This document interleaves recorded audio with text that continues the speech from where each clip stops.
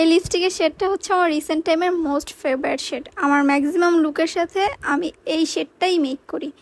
আমার এত ভালো লাগে আর এটা আমাকে এত স্যুট করে।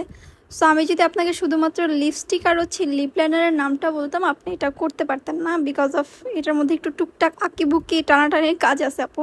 এই শেডটা মেক করতে আমার 4টা জিনিস লাগে, 2টা লিপস্টিক, একটা লিপ লাইনার আর একটা ছোট ফ্লাপি ব্রাশ।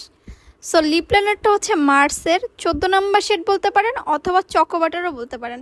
আমি আগে লিপসটা ড্র করে তারপর হচ্ছে যে ফ্লাপি ব্রাশটা দিয়ে সুন্দর করে স্মাচ করে নিই। স্মাচ করে নিলে লিপ লাইনারটা আসলে দেখতে ভালো লাগে। স্মাচ করার সময় একটা জিনিস একটু খেয়াল রাখতে হবে, সেটা হচ্ছে ইনার সাইডে স্মাচ করবেন।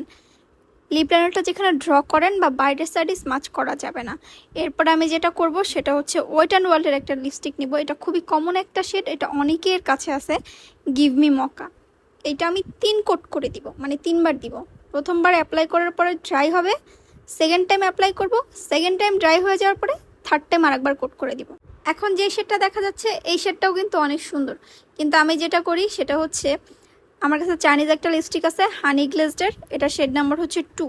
বা আপনি যে কোনো লাইট কালারের একটা শেড নিয়ে একটু আঙুল দিয়ে ওমরে টাইপের যে শেডটা হয় ওমরে টাইপের শেড করতে পারেন, অথবা আঙুল দিয়ে একটু করে ট্যাপ ট্যাপ করে বসিয়ে নিতে পারেন। লাইট কালারের শেডটা আপনি যে কোনো ব্র্যান্ডের নিতে পারেন।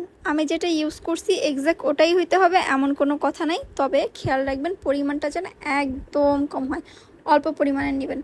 সো এটা হচ্ছে আমার ফাইনাল লিপস্টিকের শেড। কেমন হয়েছে জানাবেন। ভালো থাকবেন, আল্লাহ হাফেজ।